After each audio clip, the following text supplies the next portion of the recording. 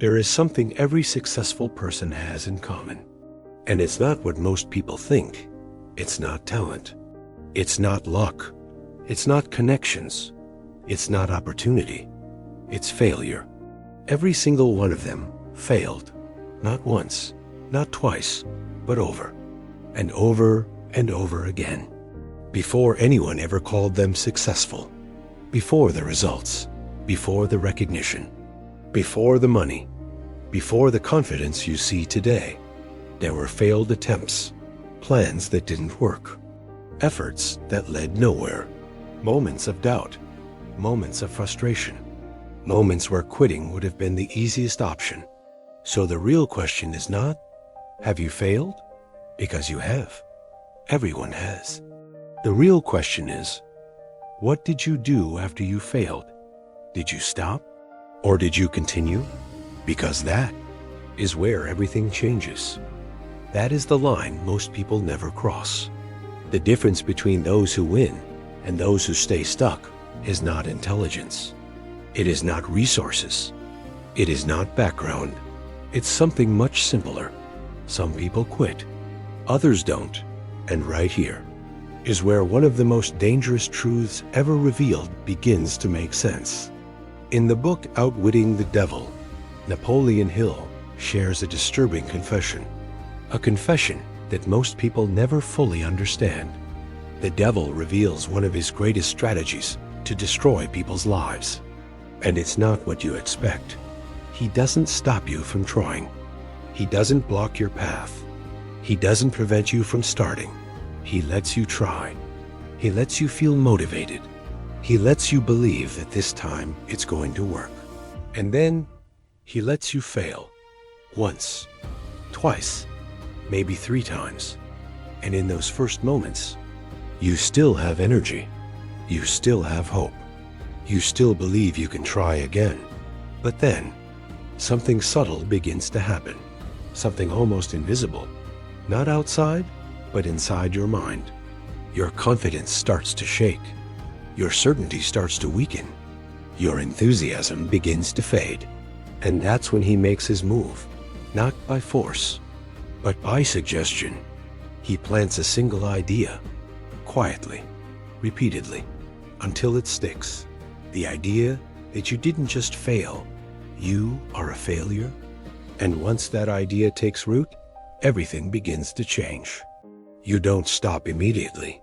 That's not how it works. You slow down. You hesitate. You overthink. You start questioning things you were once sure about. You start playing safe. You stop taking risks. And little by little, without even realizing it, you begin to act like someone who has already lost. And eventually, you stop. Not because you couldn't continue, but because you no longer believe that continuing will change anything. And when that happens, the game is over. Not because failure defeated you, but because you accepted it as your identity. But here's the truth. Almost no one stops to see. Failure was never meant to define you. It was never meant to stop you. It was never meant to be the end. It was always just a test of interpretation, a test of persistence, a test of who you decide to be after things don't go your way. Because failure, in its pure form, is neutral. It doesn't mean you're not capable. It doesn't mean it's not for you. It doesn't mean you should stop. It simply means that attempt didn't work. That's it. Nothing more. And the moment you begin to see it that way, the moment you refuse to turn failure into identity, the moment you decide to keep moving anyway, something powerful happens. You stop being controlled by the outcome and start being guided by your decision. And when someone reaches that point, success is no longer uncertain. It becomes inevitable. If you look closely, you'll start to notice something that most people never stop to question.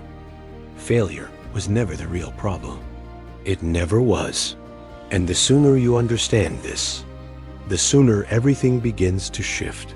Because what actually holds people back, what actually stops progress, what actually destroys potential, is not failure itself.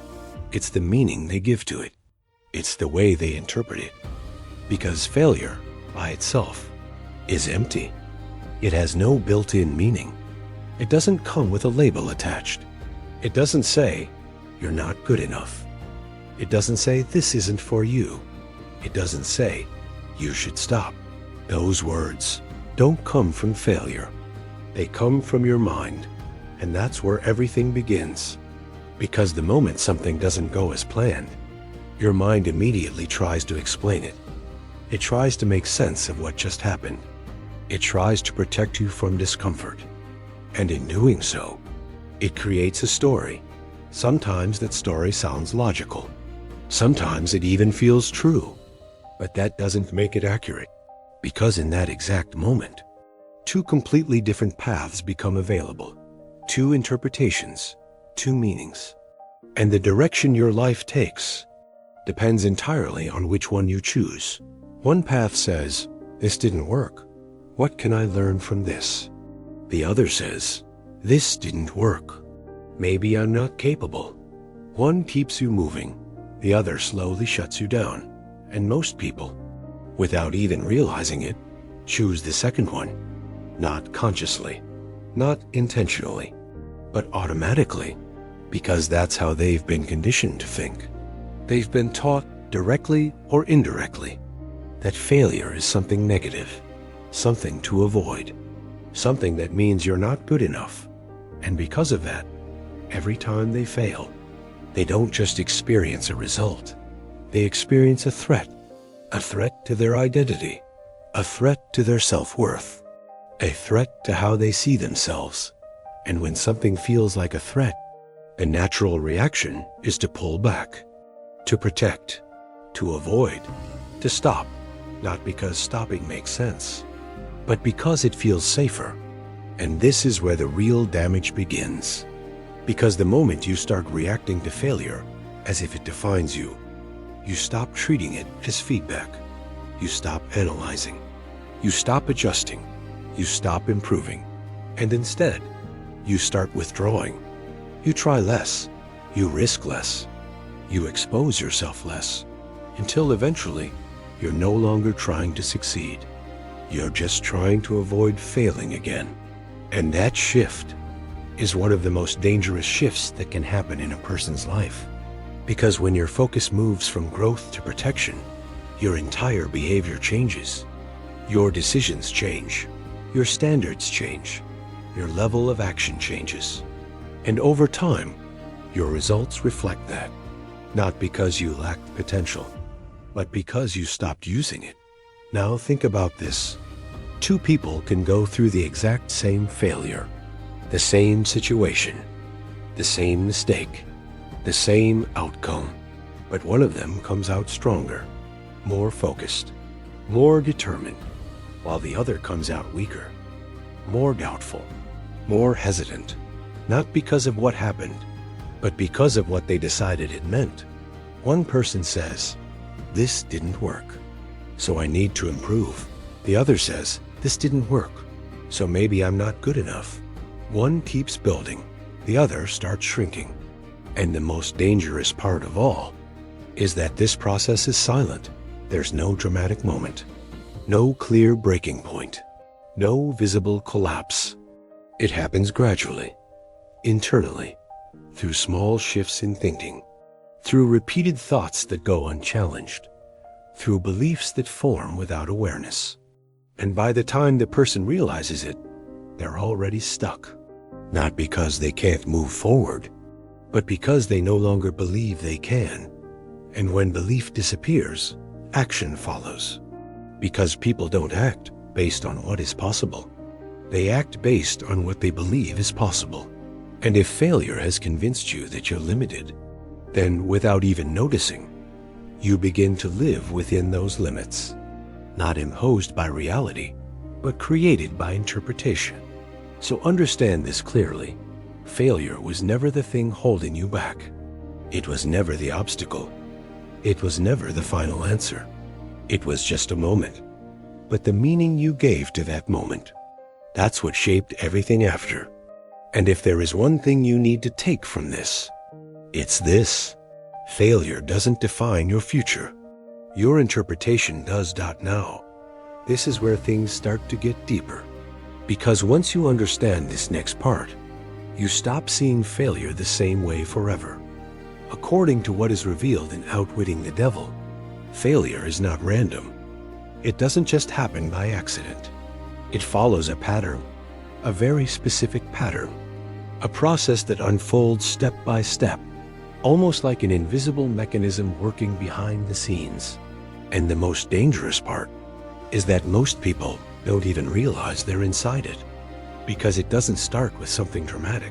It starts small, subtle, almost harmless. At the beginning, everything feels normal. You decide to try something new. You feel motivated. You feel driven. You believe this could work. You invest your time, your energy, your attention, and for a moment, you're fully committed. But then, something doesn't go the way you expected. The result doesn't come. The plan doesn't work. You fail.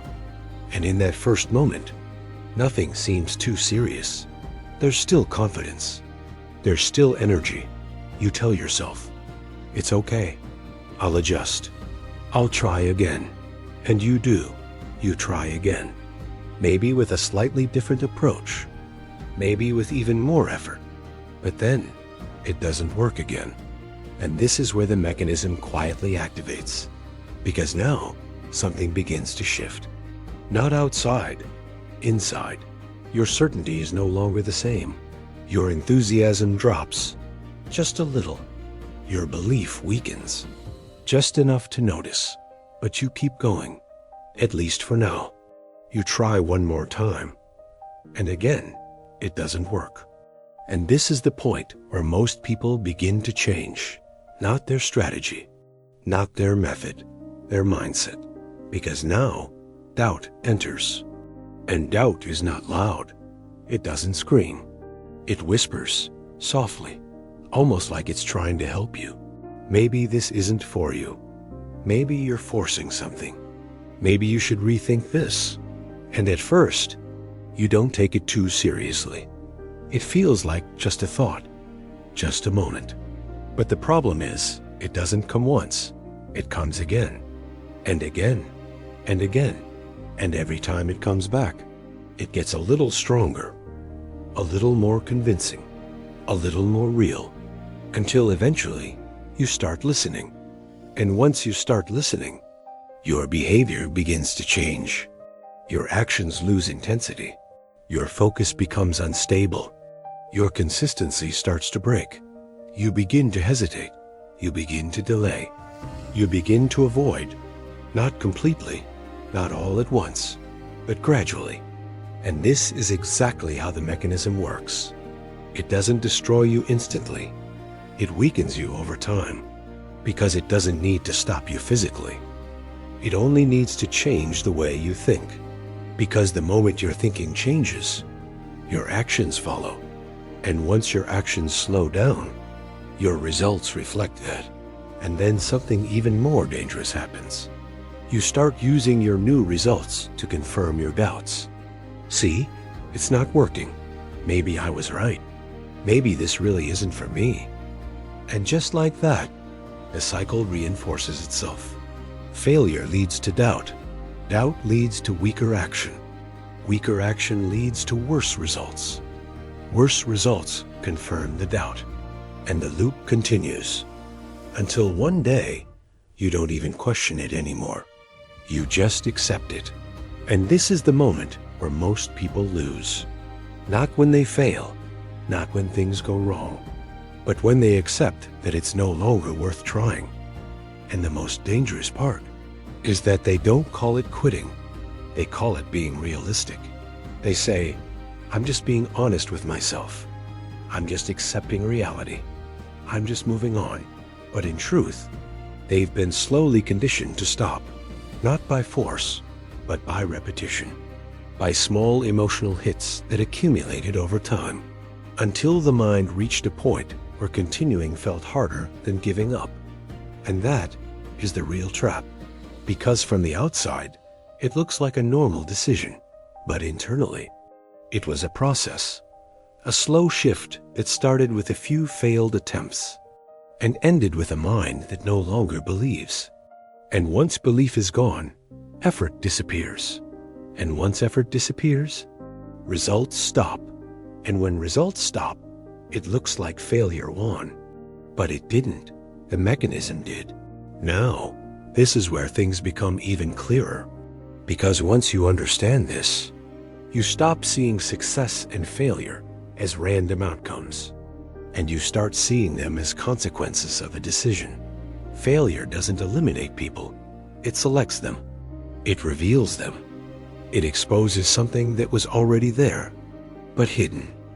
Because when everything is going well, when progress is easy, when results are coming, almost anyone can stay committed.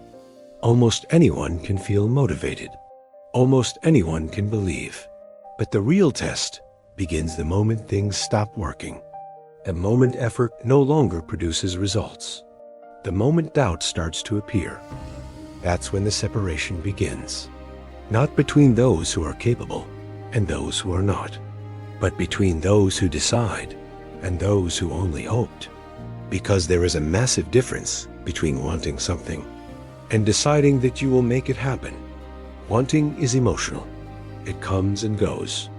It depends on mood. It depends on motivation. It depends on external conditions.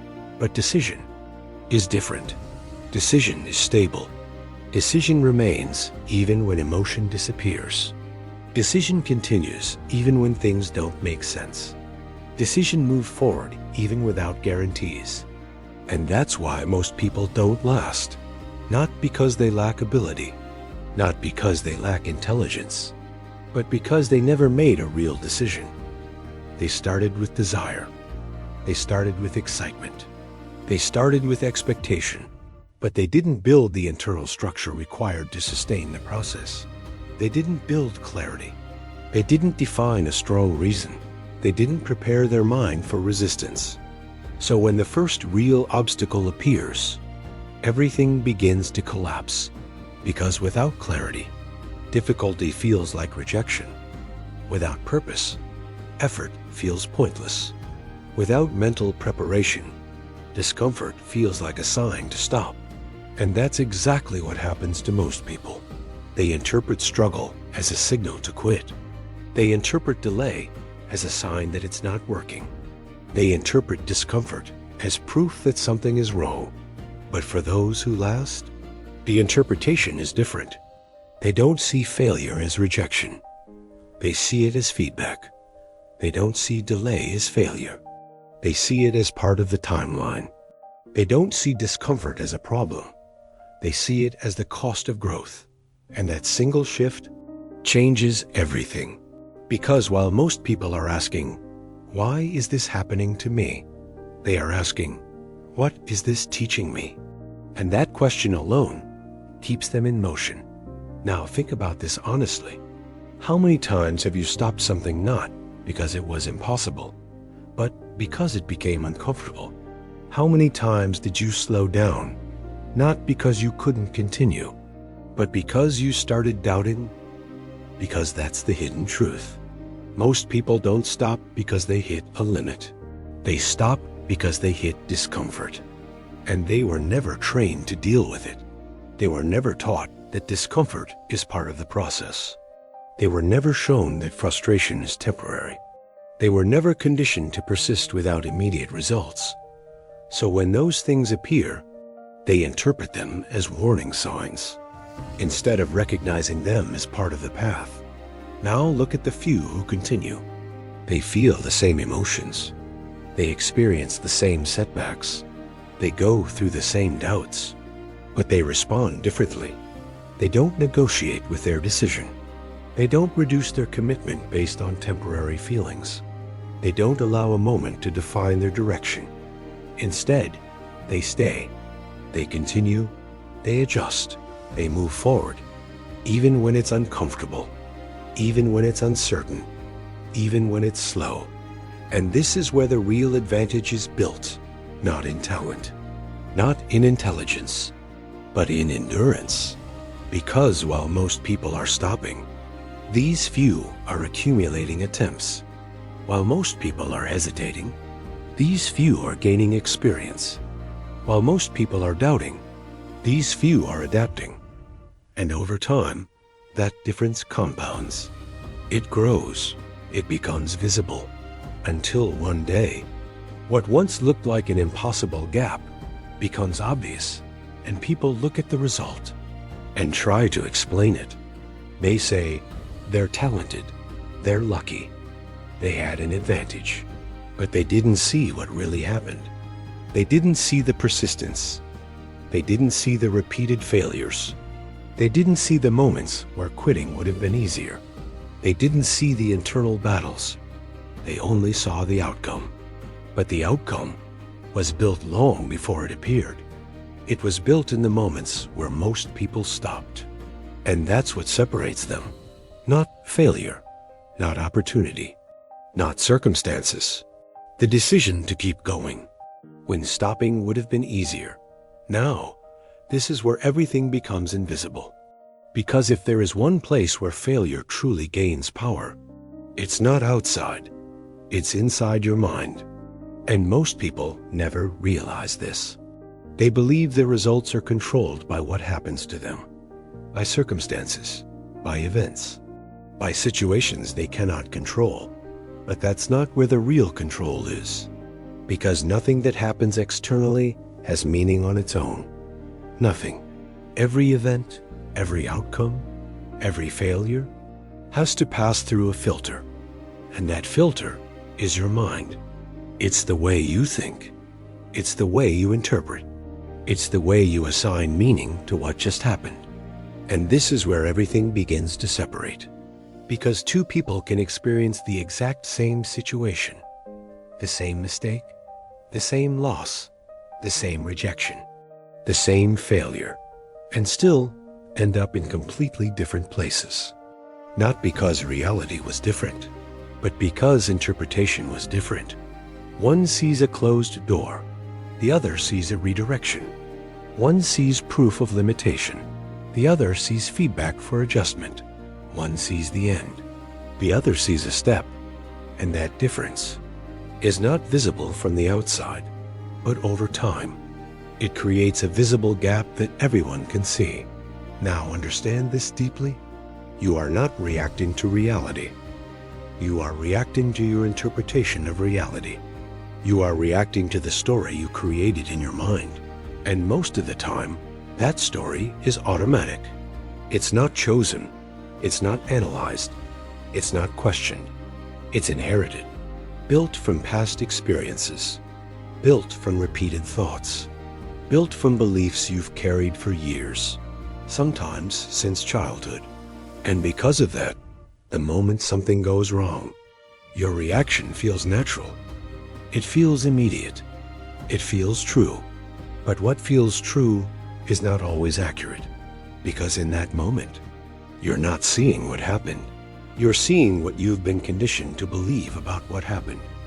And that's where the real danger is. Because if your internal patterns say, failure means you're not good enough, then every time something doesn't work, you reinforce that belief, not consciously, automatically. And the more you reinforce it, the stronger it becomes, until it stops being just a thought and becomes a filter, a permanent lens through which you see everything. And once that lens is in place, it starts shaping your behavior. Without you even noticing, you hesitate more. You doubt faster. You pull back sooner. You avoid deeper commitment. You stop earlier than you should, not because you lack ability, but because your perception is limiting your action. Now think about this. Two people with the same level of potential can produce completely different results. One builds a mind that supports action. The other builds a mind that restricts action. One interprets failure as data. The other interprets failure as identity. One expands, the other contracts, and over time, this invisible difference becomes a visible outcome. Now here's the part most people never question. If your interpretation creates your reaction, and your reaction creates your results, then what actually needs to change is not the outside. It's the inside. It's the meaning you assign. It's the way you think. It's the way you process what happens. Because as long as your interpretation remains the same, your results will repeat, even if circumstances change, even if opportunities appear, even if conditions improve, because you will keep reacting in the same way and producing the same outcomes. This is why so many people feel stuck, not because they lack opportunity, but because they are trapped inside the same pattern of thinking, repeating the same interpretations, reinforcing the same beliefs, and recreating the same results. Now understand this clearly. Failure was never the deciding factor. The mind always was, because it's inside your mind. That you decide whether something means stop or adjust, whether something means limitation or growth, whether something means the end or part of the process. And the most dangerous part is that this decision is rarely conscious. It happens automatically, based on patterns you didn't choose, based on beliefs you never questioned, based on thoughts you accepted as truth without analysis. And as long as that continues, you remain controlled, not by failure, but by your own interpretation of it. But the moment you interrupt that pattern, the moment you pause, observe, and consciously choose a different meaning, everything shifts. Because now, you are no longer reacting. You are deciding. You are no longer being controlled. You are taking control. And when that happens, failure loses the power it once seemed to have. Not because it disappeared, but because you stopped giving it that power. Now, let's step out of theory for a moment. Because understanding an idea is one thing, but believing it requires proof. And the truth is, this pattern we've been talking about is not new. It's not motivational. It's not philosophical. It's observable. It shows up in every person who has ever built something meaningful. If you take the time to study people who achieved real success, you will find a consistent pattern. Not perfection, not smooth progress, not immediate results, but repeated failure. Attempts that didn't work, plans that had to be changed, efforts that led nowhere. At first, but with one crucial difference. They never treated failure as a final answer. They treated it as part of the process. Not something to fear, not something to avoid, but something to use. One of the clearest examples of this is Thomas Edison. Now think about this carefully. Most people struggle to keep going after 2 or 3 failed attempts. Some stop after the first. But Edison went through hundreds, even thousands of failed experiments. And not small failures. Each attempt required time, energy, resources, focus, and still it didn't work. Again, and again, and again. Now imagine the pressure, the frustration, the doubt, the external opinions, people questioning him, people doubting him, people telling him it wasn't possible, telling him he was wasting his time. And yet, he continued. And when he was asked about all those failures, he didn't hesitate. He said, "I didn't fail. I just found thousands of ways that don't work." Now stop for a moment and really think about that. That is not just a positive statement. That is a completely different interpretation of reality. He didn't deny what happened. He didn't pretend the experiments worked. He simply refused to label them as failure. To him, each attempt was data. Each mistake was information. Each result was a step forward, even if it didn't look like it. And that mindset is what allowed him to continue. Because if he had interpreted those attempts the same way most people do, he would have stopped early. Just like most people do. But he didn't. And that's why he eventually succeeded. Now compare this to how most people behave. Most people try once, and when it doesn't work, they feel frustrated. They question themselves.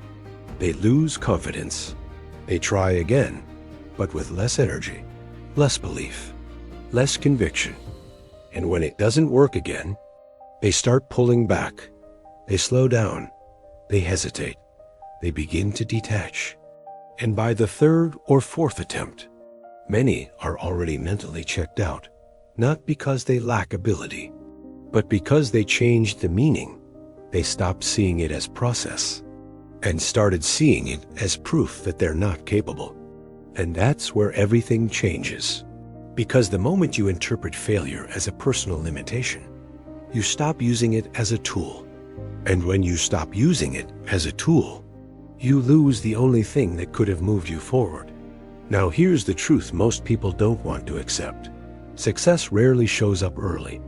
It usually appears after multiple failed attempts, after adjustments, after persistence, after most people have already quit. And that's not coincidence. That's how the process works. Because success is not just about reaching a result. It's about becoming the kind of person who can handle that result. And that transformation happens through failure, through correction, through repetition, through persistence. Now ask yourself honestly, how many times have you stopped something too early? How many times did you interpret a temporary result as a permanent limitation? How many times did you walk away before things could have started to change? Because that's where most people lose. Not because they can't succeed, but because they don't stay long enough in the process. They don't accumulate enough attempts. They don't gather enough feedback. They don't give themselves enough time to adjust and improve. While those who succeed do the opposite. They stay, they continue, they refine, they adapt, they try again, and again, and again. And over time, something shifts. Because repetition builds skill, adjustment builds precision, persistence builds strength, and eventually, what once didn't work starts to respond. And when it finally works from the outside, it looks like success happened suddenly. It looks like it was easy. It looks like it came naturally. But in reality, it was built slowly, through every failed attempt that was never accepted as the end. Now, understand this clearly. Winners don't experience less failure. They simply refuse to stop because of it. They accumulate attempts, while others accumulate excuses. They keep moving, while others keep interpreting. They stay in the process, long enough for the process to work. And that is what makes the difference. Not talent, not luck, not timing, but the decision to keep going until something finally works. Now, this is where things become deeply personal. Because up to this point, we've been talking about failure as an event, as something that happens. But there is a moment, a very specific moment, when failure stops being just something you experienced and starts becoming something you believe you are. And when that happens, everything changes. Because at that point, you're no longer dealing with a result. You're dealing with identity. And identity controls everything.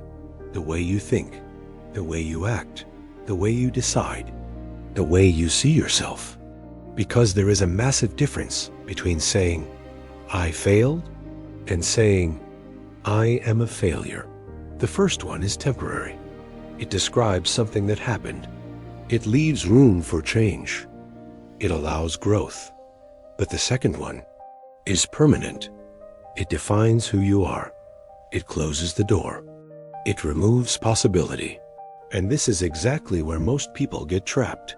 Because after a few failed attempts, after repeated setbacks, after moments of frustration, the mind starts searching for answers.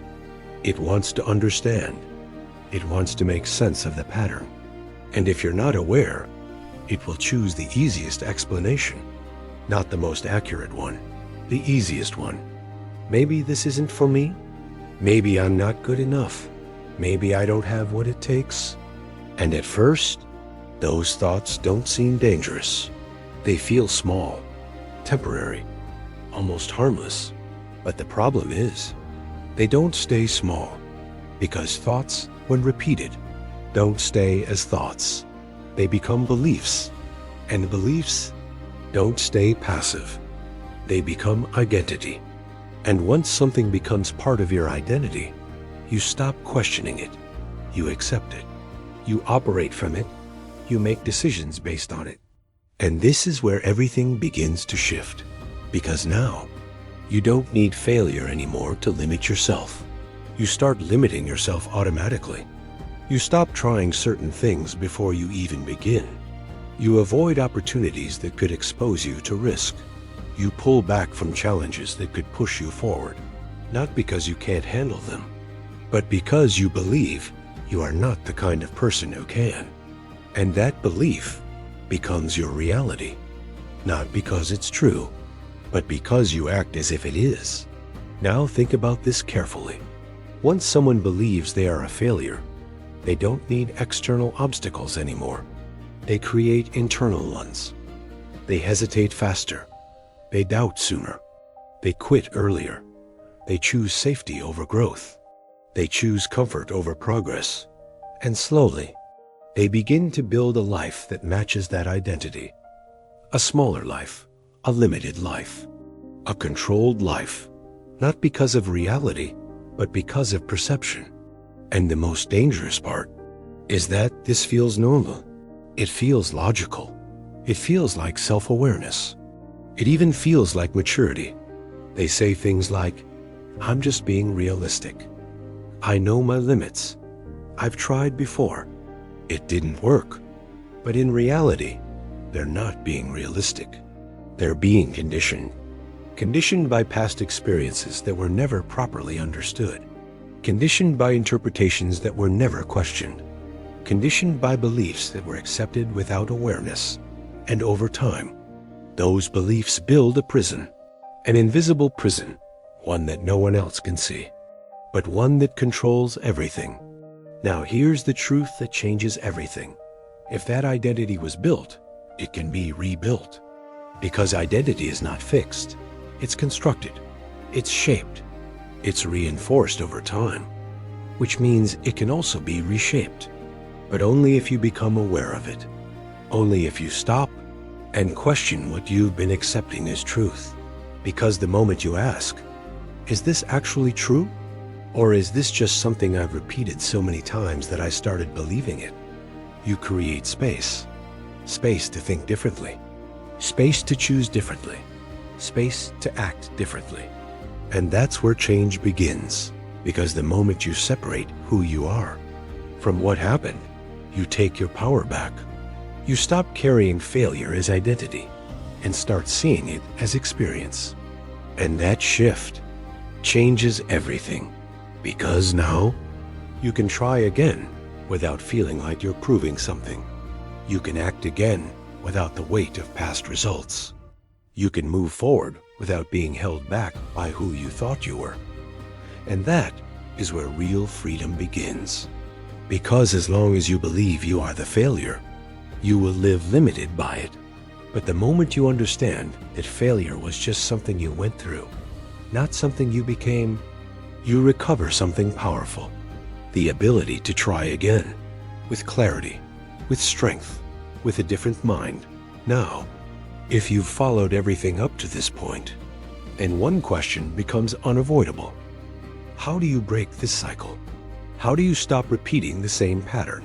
Trying, failing, doubting, and eventually stopping? Because understanding the problem is not enough. You need a way out. And the truth is, you don't break the cycle by avoiding failure. You break the cycle by changing how you respond to it. And that requires something most people never develop: awareness. Because before you can change anything, you need to see it clearly. You need to catch the moment where the pattern begins. And that moment is not when you stop. It's much earlier. It's the moment right after something doesn't go as planned. That exact moment is where everything starts. So the first step is to pause. Not react, not justify, not escape. Pause, because most people don't pause. They react instantly. And when you react instantly, you repeat automatically. So instead of reacting, observe. What is happening inside your mind? What are you telling yourself? What is the first thought that appears? I knew this wouldn't work. I'm not good at this. This always happens to me. That thought is not random. It's a pattern, a learned response. And if you don't interrupt it, it will control everything that comes next. So step one is simple, but powerful. Notice the thought. Catch it. Don't let it pass unnoticed, because awareness breaks automation. Now, step two, reframe, because once you see the thought, you have a choice. You can accept it, or you can challenge it. And this is where most people fail. They assume that what they think is true, but thoughts are not facts. They are interpretations. So instead of asking, why did this happen to me? Ask, what is this trying to teach me? That one question changes your position completely. You move from reaction to control. You move from victim to student. And when you become a student, every situation has value, even the ones that don't go your way. Now, step three, analyze, because failure without reflection becomes repetition. But failure with analysis becomes progress. So take a step back and look at what happened, without emotion, without judgment, without attaching it to who you are. Just look at the facts. What didn't work? Why didn't it work? What can be improved? What can be adjusted? Because every failure contains information, but only if you're willing to look for it. Most people don't. They feel it, but they don't study it. And because they don't study it, they repeat it. Now, step four, act again. And this is where almost everyone stops. This is where most people break, because going back requires something difficult. It requires acting without certainty, without guarantees, without knowing if it will work this time. But that is exactly what breaks the cycle. Because the cycle depends on you stopping. It depends on hesitation. It depends on delay. So the moment you act again, you interrupt the pattern. Even if it's not perfect, even if it's uncomfortable, even if you still have doubt, you move. Because movement creates momentum. And momentum builds confidence, not the other way around. Now, step five, repeat again and again and again. Because one interruption is not enough. One change is not enough. You need consistency. You need repetition. You need to reinforce this new way of thinking until it becomes natural, until it becomes automatic, until it replaces the old pattern. Because that's how change happens, not in a single moment, but through repeated decisions. Now understand this deeply. Every time you go through this process, you're not just getting closer to the result. You're building something more important. You're building mental strength. You're building resilience. You're building control. You're training your mind to respond differently. And over time, that changes everything. Because what once made you stop no longer has the same power. What once created doubt no longer controls your actions. What once felt like the end becomes just another step. And eventually, you reach a point where failure no longer scares you, because you know how to handle it. You know how to process it. You know how to use it. And that is where real confidence comes from. Not from always succeeding, but from knowing that no matter what happens, you won't stop. Now understand this clearly. There is no successful person who hasn't gone through this. Not one. The only difference is that they learned how to respond differently. While most people are controlled by their reactions, they took control of them. And that is the shift you need to make. Not outside, inside. Because the moment you change your response, you change your direction. And when you change your direction, you change your future. Now, after everything you've seen, after everything you've understood, there is one truth that should be clear. Failure was never your enemy. It never was. The real enemy was always the way you responded to it. Because failure, by itself, has no power. It doesn't define you. It doesn't decide your future. It doesn't determine what you're capable of. It simply happens. It's a moment, an outcome, a result that didn't go as planned. That's all. But what you do after that moment, that's where everything is decided. That's where paths begin to separate. That's where lives start to move in completely different directions. Because in that moment, you choose. Whether you realize it or not, you choose how to interpret it. You choose what it means. You choose what happens next. You either decide, this is a sign to stop, or this is part of the process. You either use it as a reason to shrink, or as a reason to grow. You either allow it to define your limits, or use it to expand them. And over time, those small decisions, made in quiet moments, create massive differences. Because two people can go through the exact same failure and end up in completely different places. One stops, the other continues. One builds a story of limitation. The other builds a mindset of growth. One protects themselves from discomfort. The other uses discomfort as fuel. And months later, years later, their lives look nothing alike. Not because one was more capable, not because one was more talented, but because one made a different decision in the moment that mattered. Now understand this. You don't need to eliminate failure to succeed. That's impossible. Failure is part of the path. What you need is to stop letting it control you. You need to stop reacting to it the way you always have. You need to stop giving it a meaning that limits you. Because as long as failure controls your interpretation, it will control your actions. And as long as it controls your actions, it will control your results.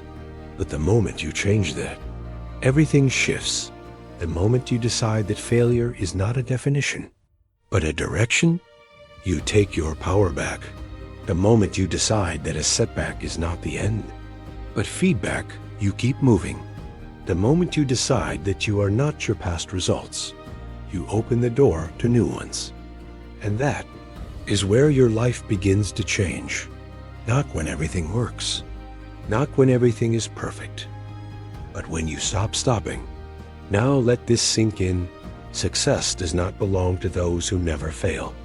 It belongs to those who refuse to stay down, to those who get up again and again and again, even when it's uncomfortable, even when it's uncertain, even when there's no guarantee. Because at some point, if you stay in the process long enough, if you keep adjusting, if you keep moving, something shifts. The same effort starts producing different results. The same path starts opening. The same goal starts becoming real. And when that moment comes, it will look like success, but it won't be luck. It won't be coincidence. It will be the result of every time you didn't stop. Now remember this, you are not your failure. You never were, and you never will be. But if you allow it to define you, if you allow it to stop you, then it wins. Not because it's stronger, but because you gave it that power. So from this moment on, every time something doesn't go as planned, every time things don't work, every time you feel that doubt, pause and remember this. This is not the end. This is part of the process. This is not proof that you can't. This is feedback that you need to adjust. So adjust, learn, move again and again and again until what feels distant today becomes your reality. And when that happens, you will realize something powerful. It wasn't success that changed your life. It was the decision to not stop. If this message spoke to you, don't just listen and move on. Make it real. Go down into the comments and write, I will not stop. Make that a decision, not just a sentence. And if you want to keep building a mind that is focused, disciplined, and impossible to break, subscribe to the channel, because here, you don't just hear ideas, you train your thinking. You strengthen your mindset. You learn how to take control of your own direction. And maybe this moment right here is not just another video. Maybe this is the moment where you stop repeating the same pattern and start building something different.